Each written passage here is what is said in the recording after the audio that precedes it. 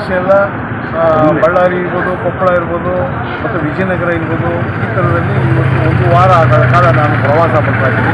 ಇದರ ಉದ್ದೇಶ ಏನು ಅಂದರೆ, ಏನು ಕರ್ನಾಟಕ ರಾಜ್ಯ ಸವಿತಾ ಸಮಾಜದ ಅಭಿವೃದ್ಧಿ ನಿಗಮದ ಅಧ್ಯಕ್ಷನಾಗಿ ಏನು ಸರ್ಕಾರ ಸುಮಾರು ಒಂದು 18,82,00,000 ರೂಪಾಯಿಗಳನ್ನು ನಮ್ಮ ಸವಿತಾ ಸಮುದಾಯದವರಿಗೆ ಸವಲತ್ತುಗಳನ್ನಾಗಿ, ಏನು ಸಬ್ಸಿಡಿ ಮುಖಾಂತರ ಅವರಿಗೆ ಸಾಲ ಸವಲತ್ತುಗಳಿರ್ಬೋದು, ಅಥವಾ ಒಂದು ಗಂಗಾ ಕಲ್ಯಾಣದ ಮುಖಾಂತರ ಅವರಿಗೆ ಬೋರ್ವೆಲ್ಗಳು ಹಾಕಿಕೊಡ್ಬೋದಿರ್ಬೋದು, ಅಥವಾ ಅರಿವು ಮೂಡಿಸ್ತಕ್ಕಂಥ ವಿದೇಶದಲ್ಲಿ ಹೋಗಿ ವ್ಯಾಸಂಗ ಮಾಡ್ತಕ್ಕಂಥ ನಮ್ಮ ವಿದ್ಯಾರ್ಥಿಗಳಿಗೆ ಸುಮಾರು ಒಂದು 25 ಲಕ್ಷದ 50 ಲಕ್ಷ ರೂಪಾಯಿ ತನಕ ನಾವು ಏನು ಬಡ್ಡಿ ರಹಿತ ಸಾಲ ಕೊಡ್ತಕ್ಕಂಥದ್ದಿರ್ಬೋದು.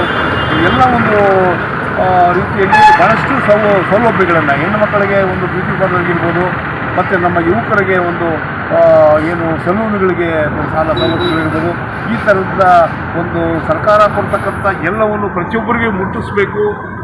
ಕರ್ನಾಟಕ ರಾಜ್ಯದ ಎಲ್ಲ ಜಿಲ್ಲೆಗಳು ಮತ್ತು ತಾಲೂಕುಗಳನ್ನು ನಾನು ಪ್ರವಾಸ ಮಾಡಿ ನಮ್ಮ ಸಮುದಾಯಕ್ಕೆ ಸರ್ಕಾರದಲ್ಲಿ ಸಿಗ್ತಕ್ಕಂಥ ಸವಲತ್ತುಗಳ ಬಗ್ಗೆ ಅರಿವು ಮೂಡಿಸ್ತಕ್ಕಂಥ ಮತ್ತು ಕೊಡಿಸ್ತಕ್ಕಂಥ ಕೆಲಸ ಮಾಡ್ತೀನಿ. Okay, thank you.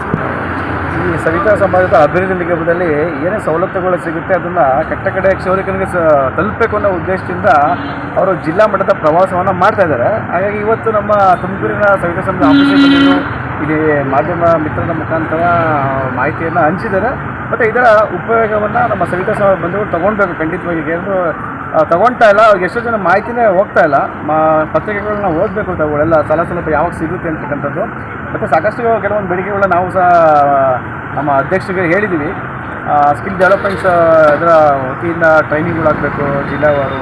ಮತ್ತು ಇವತ್ತೇನು ಅನುದಾನಗಳು ಏನು ಕೊಟ್ಟಿದ್ದಾರೆ 18,82,00,000 ಇದೆ. ಬಟ್ ಅದಾಗಲ್ಲ, ಇನ್ನೂ ಜಾಸ್ತಿ ಬೇಕಾಗುತ್ತೆ. ಜಾಸ್ತಿ ಕೊಟ್ಟಂಥ ಸಂದರ್ಭದಲ್ಲಿ ಇನ್ನೂ ಹೆಚ್ಚಿಗೆ ಜನಗಳಿಗೆ ತಲುಪುತ್ತೆ ಸಾಲ ಸೌಲಭ್ಯಗಳು.